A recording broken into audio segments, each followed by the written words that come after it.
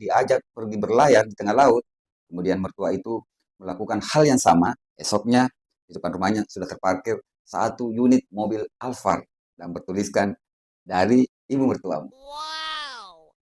Kini giliran menantu yang ketiga diajak juga pergi berlayar ke tengah laut, kemudian sang mertua melakukan hal yang sama, yaitu berpura-pura terjatuh dari perahu ke dalam laut.